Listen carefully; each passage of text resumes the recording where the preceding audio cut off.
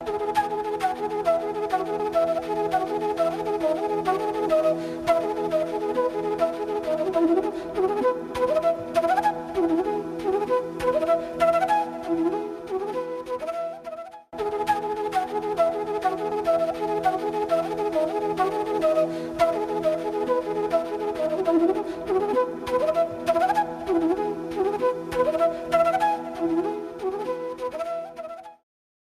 afternoon. Welcome to EdSet Network.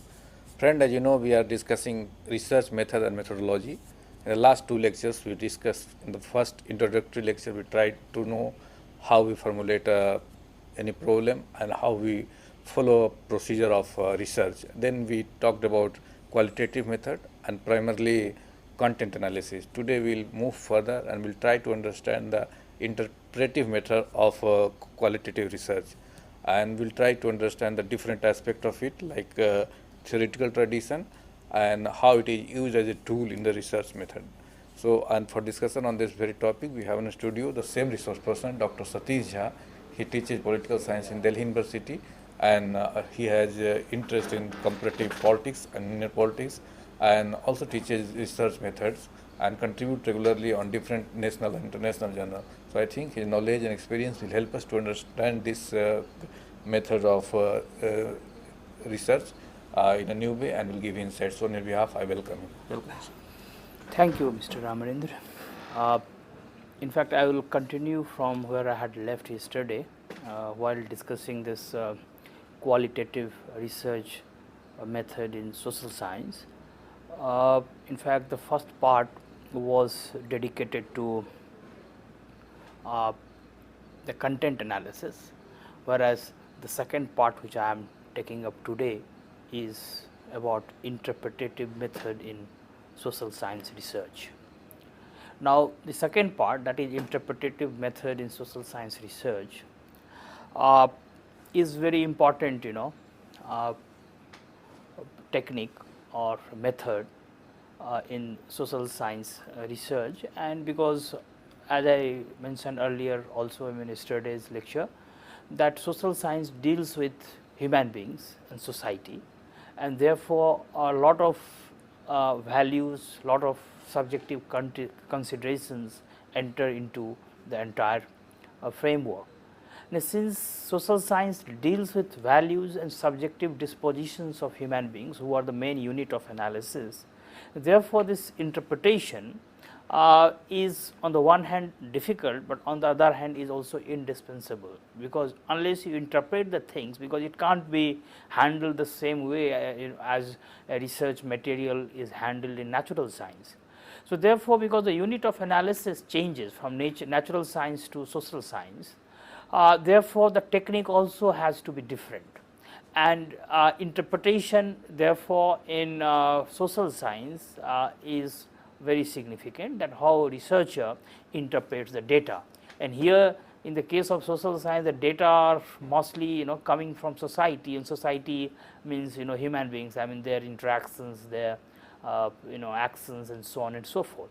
So, this interpretative method occupies a very significant place in the entire research methodological understanding of social science. Now, coming to this discussion of interpretative method, let us look at the structure of today's discussion, I mean the format, I mean what are the issues I will be taking up in today's discussion. The first, in fact, the structure of discussion will be as follows. First of all, I will take up the issue of the meaning and definition, that how to understand this interpretative method, and then this interpretative enterprise in social science is both understood in terms of theory and as in terms of a technique or in terms of method. So, I mean what are the theoretical dimensions associated with this interpretative method, and what are the methodological tools available to a researcher when they are trying to use interpretative method in their research. Third will be the theoretical traditions as part of this theory. I mean what are the different theoretical traditions, and I will take up 4 important traditions which are influencing this entire discussion of interpretative method in social science. It started, I mean the entire thing was talked of for the first time in the writings of Weber. Max Weber, particularly his Verstehen method, is perhaps the beginning of this interpretative enterprise in social science. So, I mean my focus will be to to have a look at Weber, that how Weber has used his Verstehen method, and then I will move on to the hermeneutics tradition, which is basically an interpretative tradition in philosophy, and then I will look at the phenomenology as a branch of philosophy, but it is being used more frequently these days, particularly in the writings of feminists or in India. I mean the Dalit writings which are emerging are mostly about this using this phenomenological approach to interpret reality. That is something related to the lived experience of the actors, the lived experience of the people. And finally, this ethnographic tradition also seeks to use this interpretative method, particularly the way the anthropologists and sociologists have been using this ethnography as a tool to make sense of the reality. So, I mean these 4 theoretical traditions will try to discuss in course of our discussion, though briefly, and then I will move to the other part of this discussion, that is as a method. Interpretation as a theory, as I have already mentioned the 4 traditions, then interpretation as method, and under method we will basically look at first the technique of data interpretation, that if you use interpretation as a technique of data interpretation, then what are those techniques, then what are the characteristics of this method, and then the principles. There are certain principles which should guide, because principle is very important dimension in any research methodological approach, because ultimately the principles which make it more objective, or is the principles on basis of which a larger generalization is possible. And finally, the types, that what are the different types of interpretative method. For example, you have focus group, you have action research group, you have ethnographic research, you have grounded theory, and so on and so forth. And finally, not finally, but then I will also look at the life cycle of interpretative research, that how this interpretative research should move in stages, I mean different stages of this interpretative research, and finally its weakness and what is the utility of this entire enterprise. So, this will be the part of our discussion. I mean these issues I would like to cover in course of our lecture and discussion today. Now, to begin with, the first important aspect is the meaning and definition, that what is the meaning of this interpretative method in social science. Now, interpretative research normally studies the meanings of actions that occur both in phase to face interaction as well as in the wider societal surroundings and the immediate scene of action.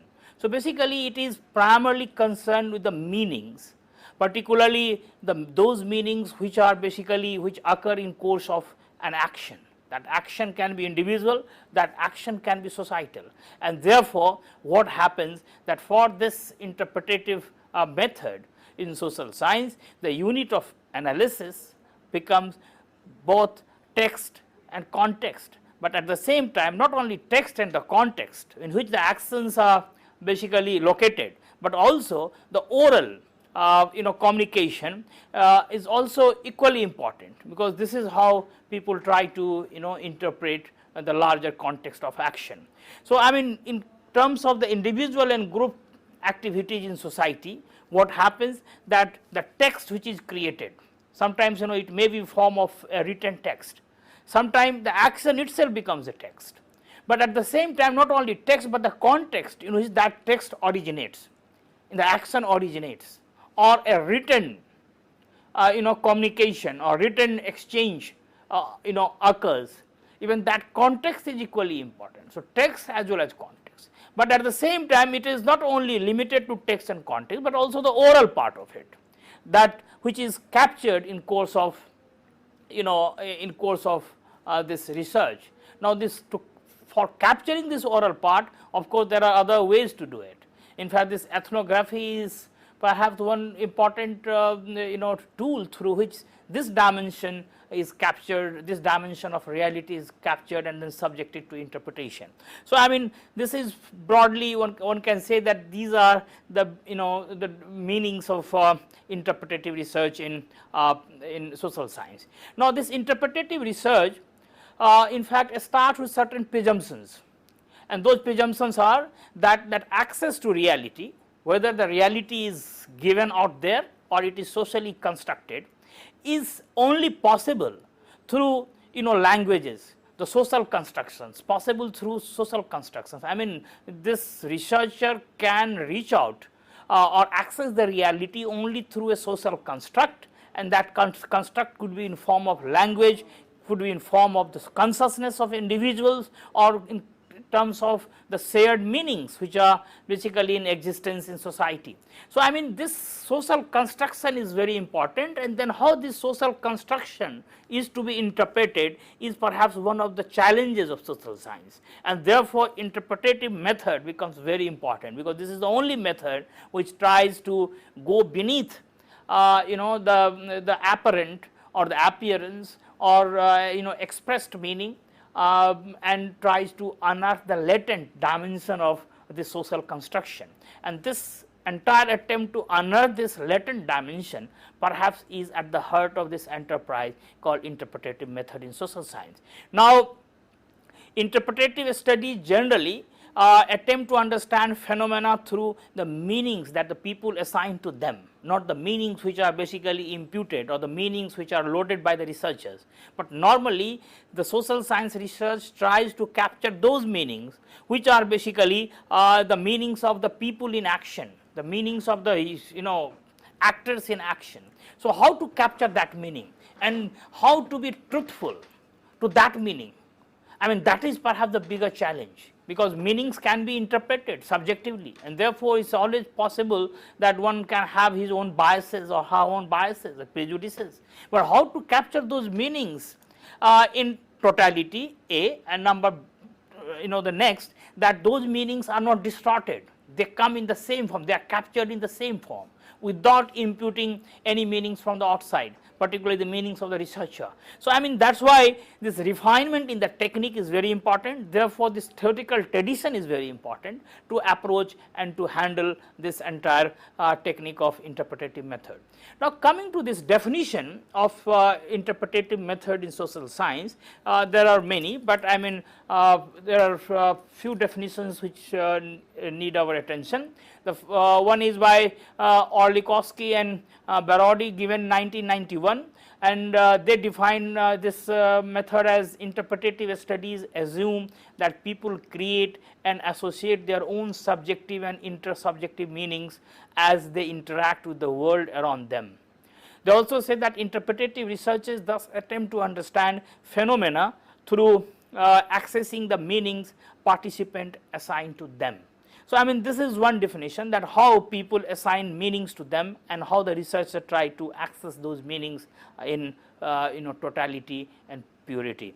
Now, the next definition comes from Walsman, is 1993. Now, his book was 1993, and Walsman defines this method as interpretative method of research starts from the position that our reality or our knowledge of reality, including the domain of human action, is a social construction by human actors, and this applies equally to researcher. There is no objective reality which can be discovered by researcher and replicated by others, in contrast to positive sciences. So, he makes a distinction between positive science and the human science, the social science, and then tries to point out that in social science there is no objective reality out there. I mean, it is always a constructed reality, and therefore, this constructed reality, understanding this constructed reality is a big challenge, and social science devises number of tools and techniques to access this constructed reality, which is constructed by, of course, actors, human actors in social context, and therefore, this interpretative method is one such tool which tries to capture this constructed reality. Now, these are some of the important definitions of interpretative method. Now, coming to the next aspect, that is the theoretical traditions which I mentioned in the beginning, that both as a theory and as a method, this has to be understood.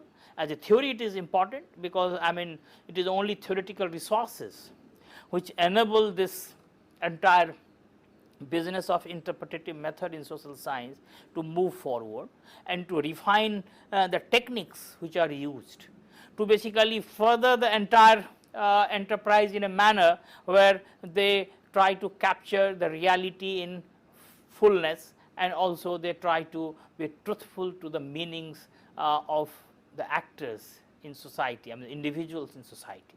Therefore, theoretical traditions are important.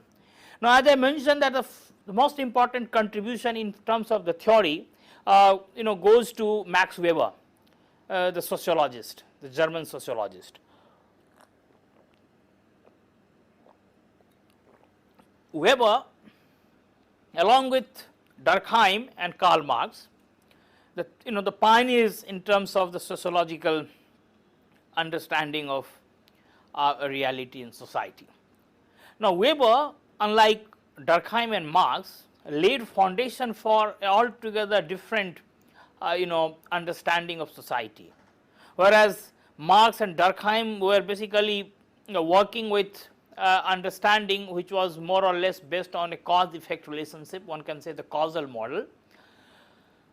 Weber deviated from both and laid the foundation of a different enterprise, and that became this interpretative school in sociology and school in in social sciences. Now, Max Weber, perhaps the biggest contribution, one of the biggest contribution, is to understand phenomena through the meaning, social phenomena through the meanings which the individuals attach to their actions. Because Weber is also known as a as a theoretician of social action, because for him the most important unit is the social action, the action of the individuals in society. And in those actions, the meanings which individuals load on their actions, attach to their actions, in Weber's framework, those are the important clues to understand the larger social reality. So, social action becomes important, and in context of social action, the individual meanings become important. The most important book which he wrote, one of the most important book, was the Protestant Ethics and Spirit of Capitalism. Now, through this he tried to understand this dawn of modernity in human civilization, that how modern epoch started. Now, there have been many explanations. In Marx you have the land, labor and capital explanation. In Durkheim you have this mechanical solidarity and organic solidarity explanation. But in Weber you have altogether different sets of explanations, and that explanation is to be seen in terms of the meanings which individual attach to their action. And therefore, Protestant Ethics and Spirit of Capitalism, the purpose was, the individual action was meant to please God, and therefore slogans like charity begins at home and service to humanity is service to God. But those meanings which individual attached to their actions had some unintended consequence. This is the term which Weber uses, unintended consequence, and those consequences led to the creation of capitalism and modernity. Now, therefore, a lot of scholars argue that Weber, of course, intention was to see every phenomena in both terms, in terms of cause effect as well as terms of ends and means. That is the meaning, that is the interpretation. Now, this cause effect and the ends and means, and combining the two to understand a particular phenomenon is a really difficult job. Weber uses two terms, causal education, education of meaning. That causal education, education of meaning, if they are brought together, then perhaps a more holistic understanding of a reality can emerge. And therefore, perhaps this Protestant Ethics and Spirit of Capitalism is symptomatic of that intention, that how the two things he tried to combine, but it's a very contested proposition whether he succeeded or not. Now, the thing is that but by doing this, Weber was laying foundation for a very important methodological tool in social science, that is the interpretative method. Now, what is the focus of this interpretative method in Weber? It is basically to understand the subjective motivations of the people, and this is very important, subjective motivation, how people are motivated, what are the meanings behind those motivations and how to capture them, and it is perhaps the essence of this Wettstein method in Weber. Now, the thing is that this social action and its interpretation through this technique was perhaps the hallmark of Weber's entire discourse in sociology, and perhaps became very significant for the birth of this method of interpretation in social science, which has been enriched subsequently by different people. Now, after Weber, another tradition, theoretical tradition, is the tradition of hermeneutics. From the origin lies in philosophy. Now, hermeneutics is basically essentially it essentially means a technique of interpretation. Now, the focus of this hermeneutics tradition in philosophy has been on the meaning of qualitative data. I mean, what are those qualitative data? We have already discussed the meaning of qualitative data, the data which is different from quantitative data. I mean, where you have meanings, you have psychological predispositions, you have subjective considerations, and so on and so forth. Now, how and what type of meanings are attached to that qualitative data, and how to unearth them, how to understand them, is perhaps the main focus of this hermeneutic tradition. Now, the purpose of hermeneutic tradition is to aid human understanding of social phenomena. I mean, it tries to give additional aid, it tries to help out the researchers in understanding the social phenomena. I mean, researchers, if they are dealing with social phenomena, then how that understanding can be deepened, how that understanding can be refined. Now, there are different types of hermeneutic approaches. It is not very homogeneous or singular in nature. There are different approaches, but some of them deserve our attention. The first important type is the conservative hermeneutics, and this conservative hermeneutics strictly go by the text and the intent of the author, and mostly this conservative hermeneutics is applied in the study of the scriptures like Bible, the Gita, or for example any scriptures of any religion or any text of that genre. Now, this conservative hermeneutics believes that the meaning is embedded in the text, and this was basically inserted by the originator of the text, and therefore the reader's job is very clear, and that job is to extract that meaning which was embedded in the text by the creator and the originator of that text. So, reader, I mean the interpreter, has to simply extract that meaning, and he has no business or he has no right to add anything else into it. And how to extract this meaning in its pristine purity perhaps is the job of a researcher. So, therefore, this conservative hermeneutics is basically based on the understanding that there is a in this entire thing there is a presumed there is a presumption about the intent of the author, that there was some intent of the author, and that intent has to be captured.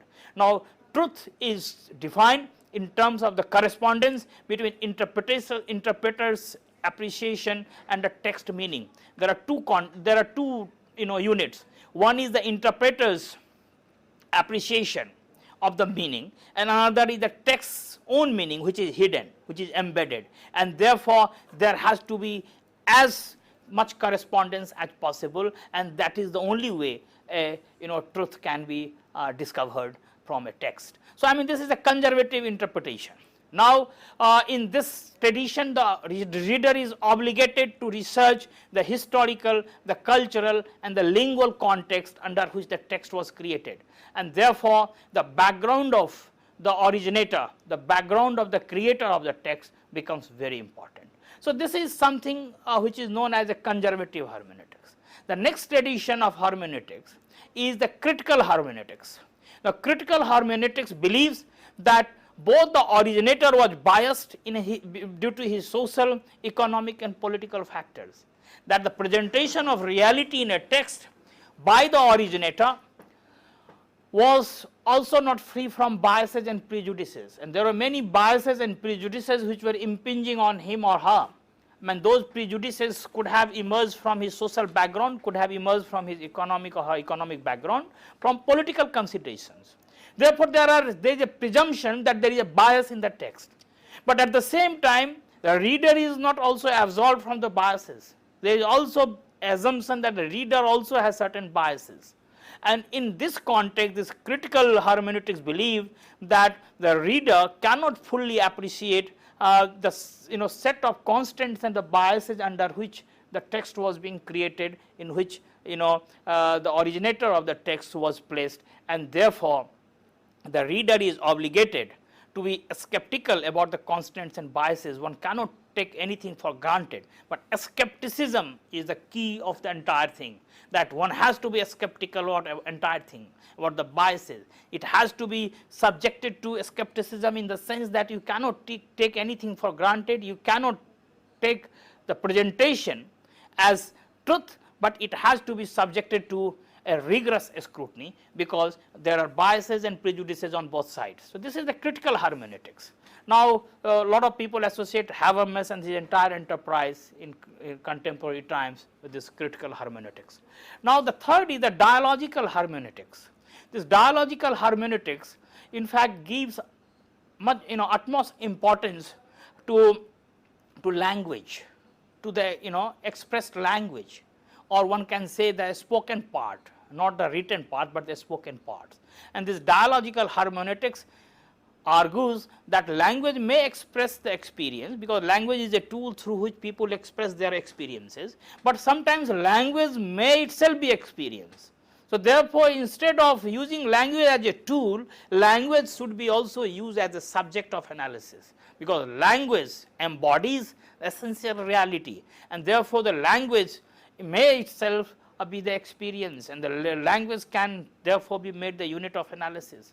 Now, so far the meaning, which is perhaps a very important unit for analysis in this interpretative social science method, this meaning is interpreted as a meaning which is there in the eye of the beholder.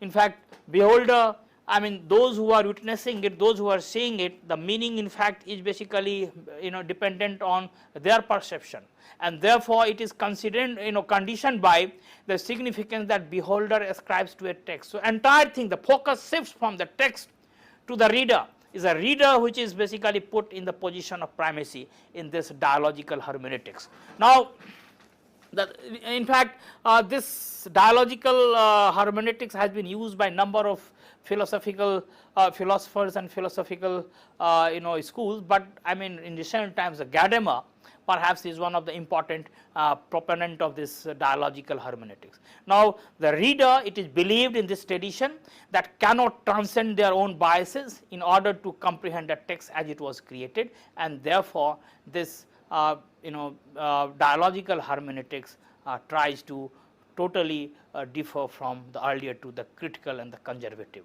The next is the radical hermeneutics. I mean this radical hermeneutics starts with this presumption that there is no truth, or there is no truth in form of the meta narrative, the grand theory, or in fact there is nothing like alternative truth. In fact, in this enterprise, the reader is obligated to be skeptical not only about the constants and the biases, but also about meta assumptions. There cannot be meta assumptions. And at the very outset, I would like to point out that this radical hermeneutics perhaps is one of the features of the recent developments which have taken place in literary theories and social science in name of postmodernism and post-structuralism. So, I mean this entire rejection of meta narrative, there is the essential truth, and the focus on the relative truth is perhaps the cornerstone of this radical hermeneutic tradition. Now, there are many protagonists, but Foucault and Derrida, as it is commonly known, are perhaps the champion of this post-structuralism brand of radical hermeneutics, and Lyotard is perhaps the champion of this postmodernism so far as this radical hermeneutic tradition goes. Now, this is perhaps one way to look at this hermeneutic tradition in interpretative method in social science, but there is another way also through which one can approach it. The another way could be the pure hermeneutics. that is understanding of a text from the inside.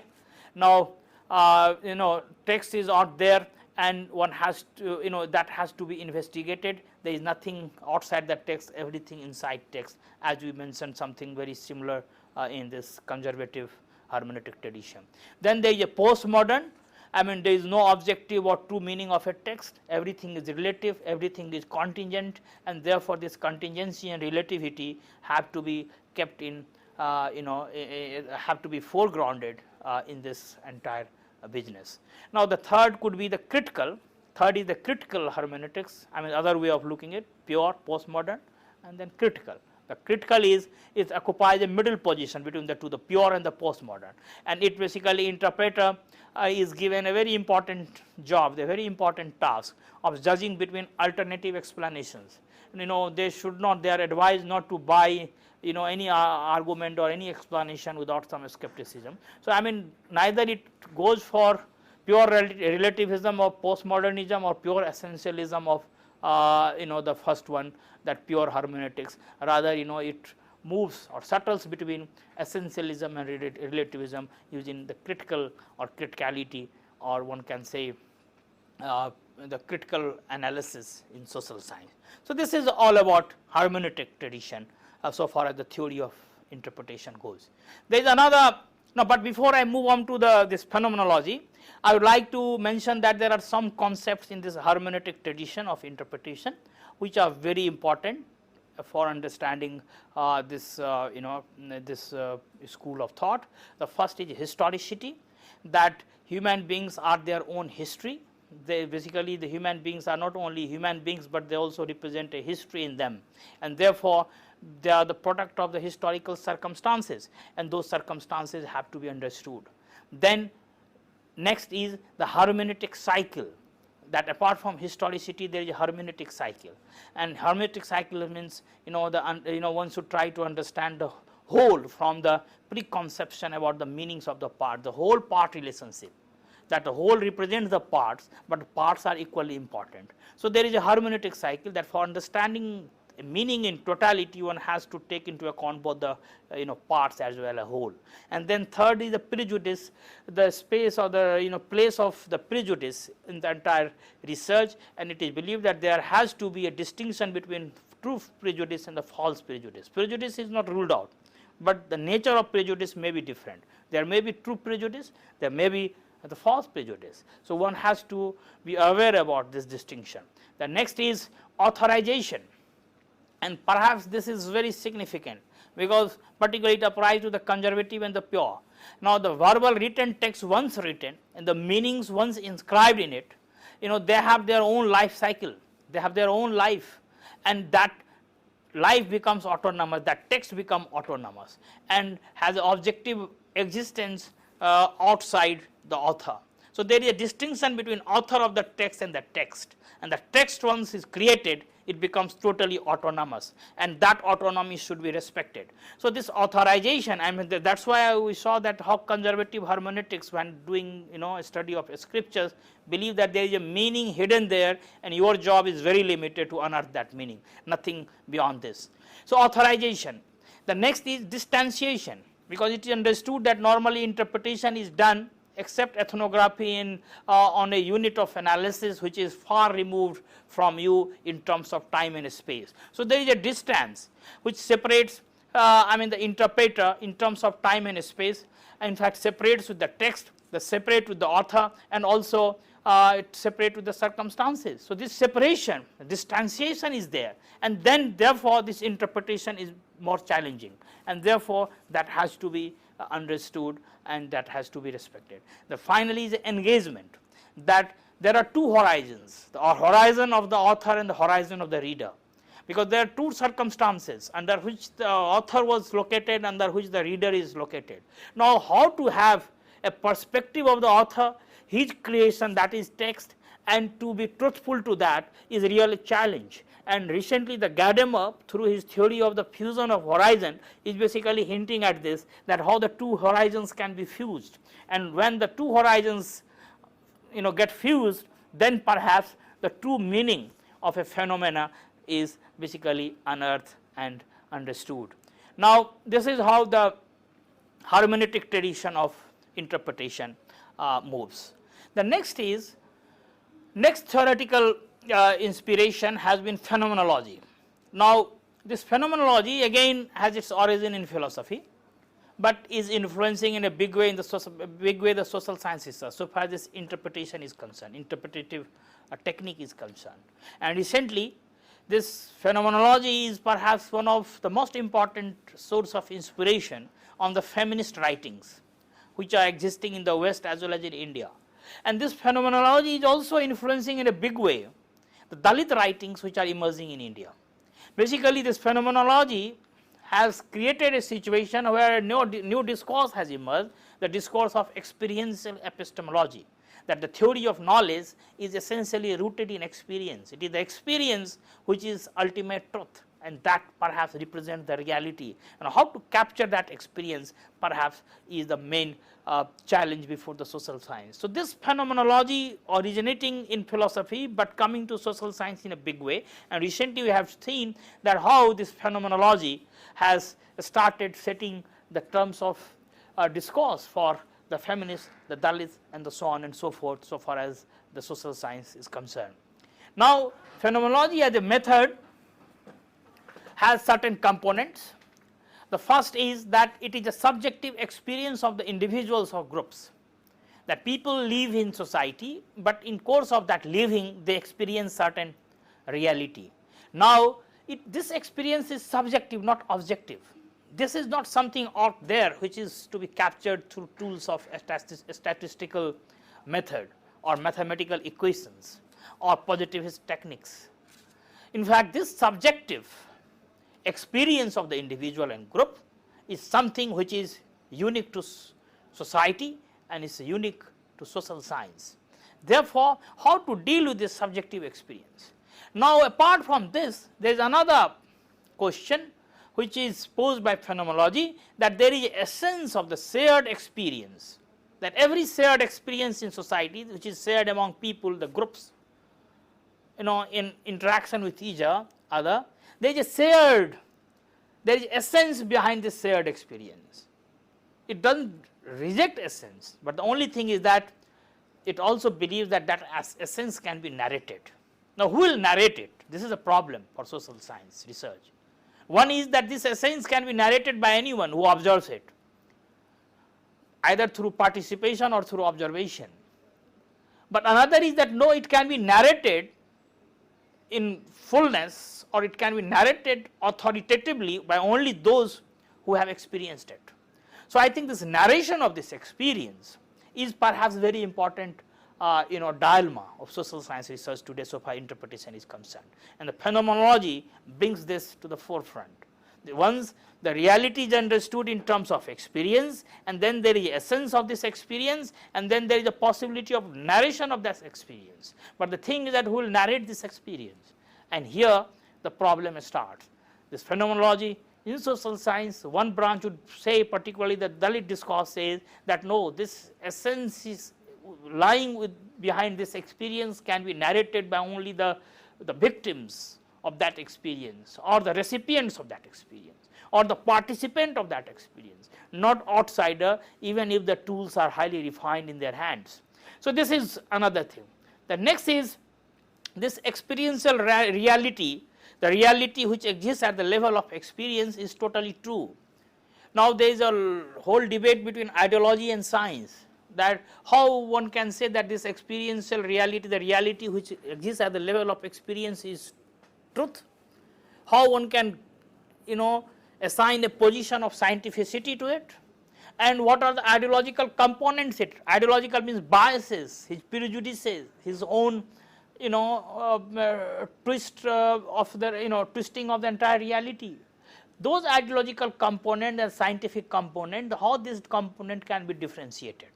And therefore, this experiential reality, if it is truth, then what are the elements of truth into it, and what are the elements of ideology into it? That is another important issue which is perhaps to be resolved by the social science method in today's time. So, next is that experience is also personal. No, this is the corollary of the earlier one, is a personal, it is not something external. I mean, the experience is something which the actor has experienced, none other has experienced. Therefore, only the narration by him or her will carry more weight or will have the element of truth into it. Therefore, because this is personal, it is not totally social. The social, it will become only after narration, not before narration, and therefore this personal aspect of this experience and the truth is very significant here. But there are certain weaknesses also in this branch of interpretation of reality, particularly phenomenology. The most important weakness people point out that generalization becomes difficult, because if experience is personal, experience is subjective, and truth exists at the level of experience, then how the generalization can take place, how that particular experience can acquire its status or stature as a general theory which can be used by others, which can be shared by others, which can be operationalized in larger context, and that is perhaps one of the mission of social science, that if it is relative, it is personal, it is local, then its social scientific relevance is also diminished. So, this is one issue, that how this personal, this experiential, this relative thing can move to a level where it has a more general and universal application, so that the larger society can also benefit from that experience, the larger truth can also be understood. So, I mean, this is perhaps one of the weakness of this phenomenological enterprise. Now, or experiential epistemology. Now, this phenomenology has also some internal differentiations, branches, variations, as we have seen in case of hermeneutics. For example, there is a hermeneutic, there is a hermeneutic phenomenology, and it is associated with Heidegger.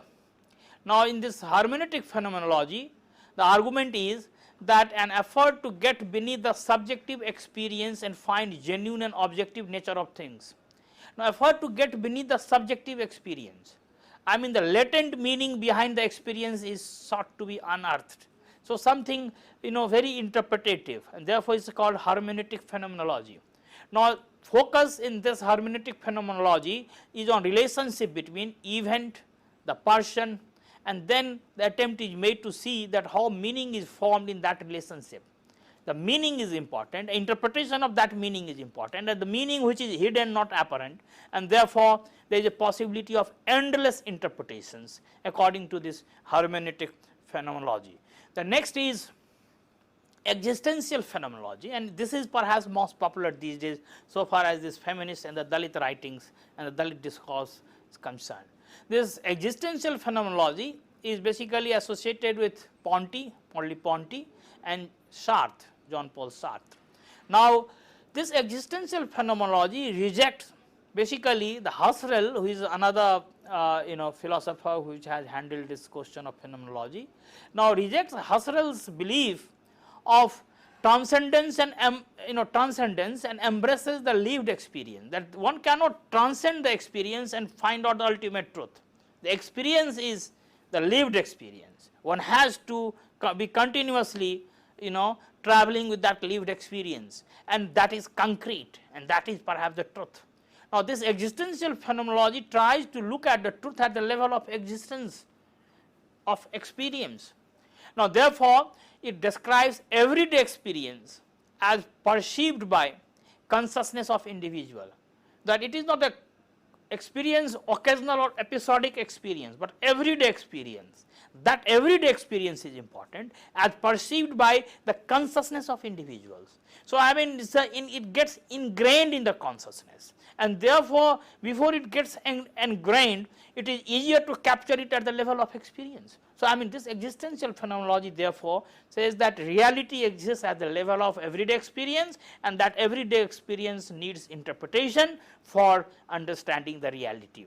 Now, in this context, they would argue that it is the lived experience which is the source of the knowledge about the world. Therefore, if social science is concerned with knowledge, if social science is concerned about truth, then they have to essentially deal with the lived experience and nothing less and nothing more. Now, they also reject the division between historical division between inquirer and the social world, and say that the subject object distinction is totally superfluous. The distinction which is very important methodologically for social science research, that the subject of analysis and object of analysis. If the subject of analysis also becomes the object of analysis, then how the truth can be separated in this situation. Now, as Durkheim, his entire method in social science was basically presented in form of social fact, that unless a reality becomes a social fact, it is not a unit of analysis for social science. And the social fact, one of the characteristic of social fact for Durkheim is externality of and impersonality of that fact, that unless it is impersonal and unless it is exterior, it cannot be social fact. And here it is a challenge to that Durkheimian understanding of social fact, for it totally rejects this subject object distinction, is that no, even the object can also become the subject through his experience, and therefore that perhaps can express the true reality, and it can also interpret his experience as reality, and that perhaps becomes central to the social science. Now, therefore, this existential phenomenology moves along this line. Then finally, there is a transcendental phenomenology, as I have mentioned, Husserl, which is rejected by the earlier schools. Now, this transcendental phenomenology rejects positivism, which is basically that which tries to objectify experience and try to transcend experience, and then try to discover the higher meanings, the deeper meanings and broader meanings of experience. So, therefore, in fact, one can say that it is a school of phenomenology which is very similar to the post positivism. Now, after this phenomenology, there is a fourth school, and that school is called philosophical traditions, and then that is ethnography, mostly related to sociology and anthropology. Ethnography is basically field work, field work tradition in sociology and anthropology, through which interpretation is sought of the reality. Now, it is basically at one point of time when colonialism was in practice, the colonialists tried to study the natives, particularly native tribes, indigenous people, and try to interpret their culture, interpret their behavior, interpret their values, and then they try to present the reality. So, ethnography as a tool of interpretation was very important. Now, ethnography seeks detailed understanding of a phenomena, of a focal topic. If they are understanding a culture of the indigenous people, the tribal people, the primitive people of any society for that matter, even the developed society, they will, but it is mostly practiced in context of the underdeveloped society, like tribal societies, because where there are no other ways to access the reality, then perhaps ethnography becomes very important. Perhaps in the next lectures, this ethnographic tradition will be highlighted. Now, the thing is that this ethnography consists of observation of a phenomena, observation of unit of analysis, normally individuals in group, or action, social actions, and then conversation with the people in their own surroundings, in their own environment, in their own settings. That conversation, the oral conversation, also becomes a tool through which the reality is interpreted. Now, basically it is very relevant to reflect on the cultural factors of the people under which they operate. So, therefore, ethnography has been mostly used by anthropologists and sociologists, but these days it is being used by other branches of social science as well, because the cultural factors can be understood to great extent through this technique of interpretation, that is ethnography.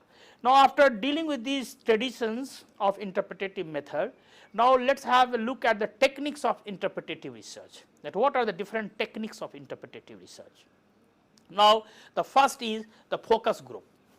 Now, focus group means that there is a meeting of 6 to 12 people, could be less by 1 or more by 2, and then they necessarily have to be strangers, and they meet for say 1.5 hours to 2.5 hours, and if they meet in group, their the group's demographic profile becomes very important, particularly what is their background, but at the same time the identities of participants are also relevant, because ultimately it is going to determine their context and their basically discussion.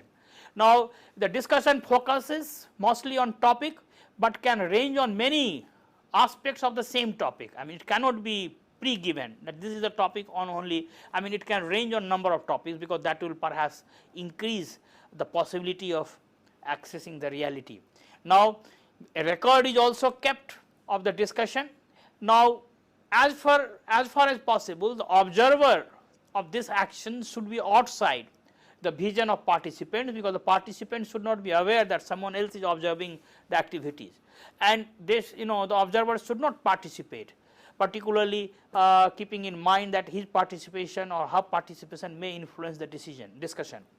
And finally, where particularly when the target group population is difficult, the opinion of target population is difficult to extract, then this focus group technique becomes very important as interpretative method in social science. So, it has a context, particularly in those contexts when the targeted population and their opinions it is not easy to solicit, then focus group technique is important.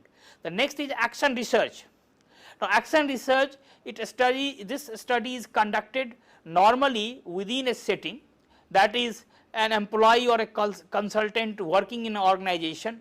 In fact, he can conduct it. Now, how this action research will be conducted? The researcher not only becomes the observer, but also participates it.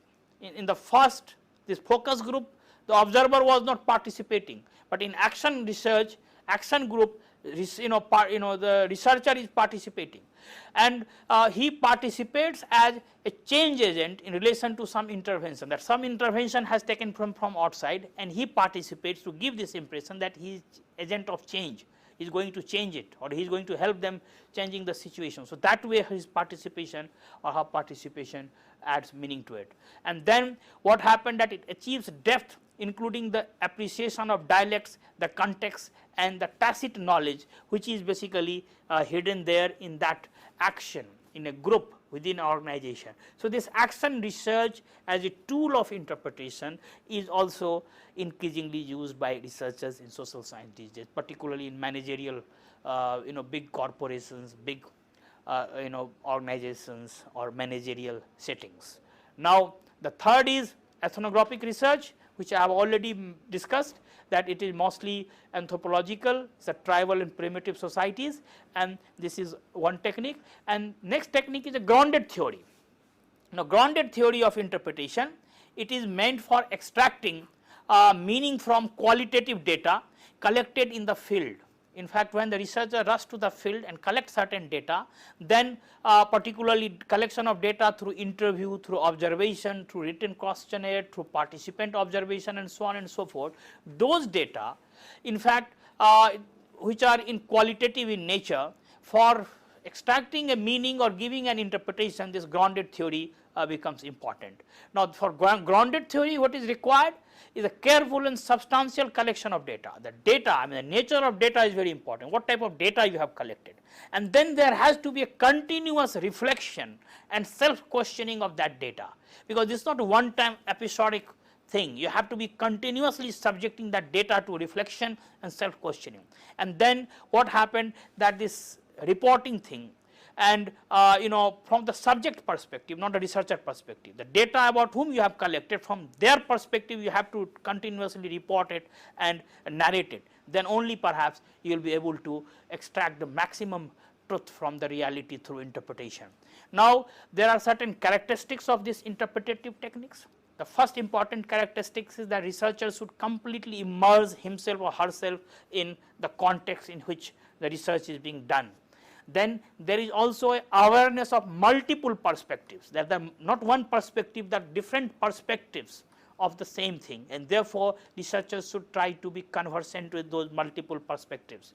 Number 3, that data should be mostly qualitative, because one thing is very important, that this interpretative technique in social science is very successful and useful if the data is qualitative in nature. The moment data becomes quantitative, the significance of interpretative technique gets diminished. So, therefore, it has to be qualitative, both spoken or the in nature of documents or in nature of observations. Now, there is also a process through which this interpretative technique moves. The first is the gathering of data, one has to gather the data.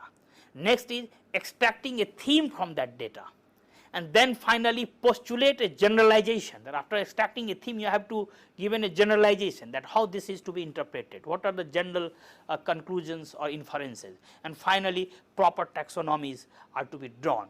Now, there are certain principles also on which this technique of interpretation is based, because any research method unless followed by some principles, it does not have larger or universal application.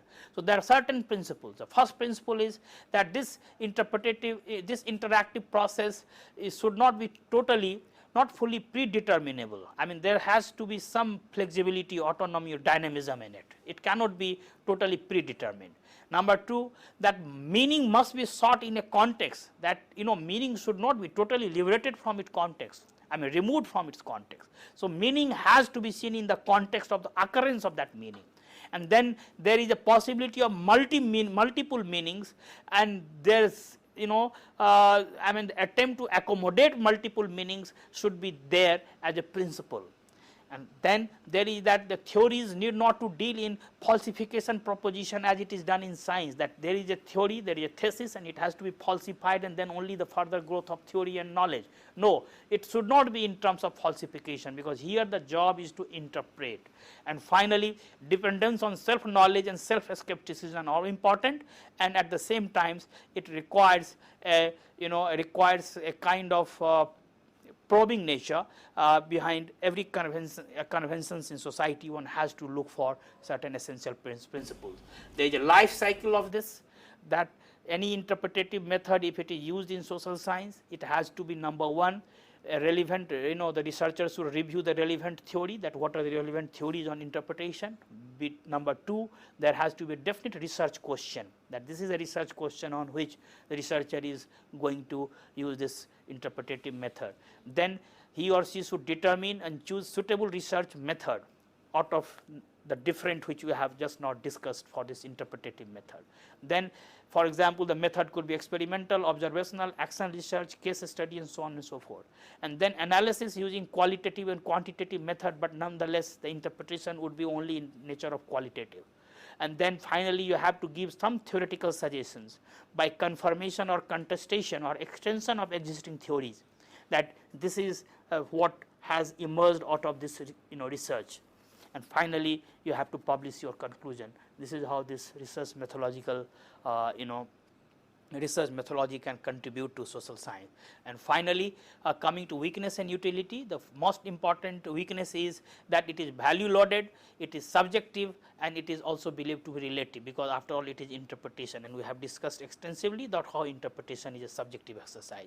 So, for utility is concerned, it is very useful for understanding meaning, values, motives in society, both individuals and the groups.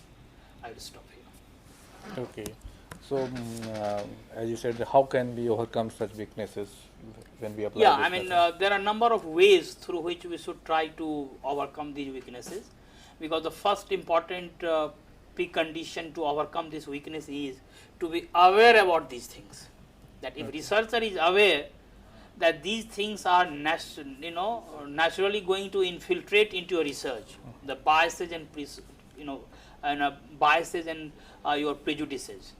So, the question is that you cannot totally eliminate it, but you can cut it, and the more you are aware about it, the more possibility of objectivity in this interpretative research will emerge. So, I mean one way of doing it like this. Then there is also possibility of combining the values of different techniques and tools of interpretative method, which we have just now discussed, different traditions. Every tradition has some value, whether it is a hermeneutic or phenomenology or the ethnography or so on and so forth. So, researchers should look for the strengths of different traditions and try to basically fall back on those a stronger dimension, a stronger aspects of different traditions. Then perhaps they may contribute to your research in a big way. Okay. So, but still there are chances to be subjective interpretation.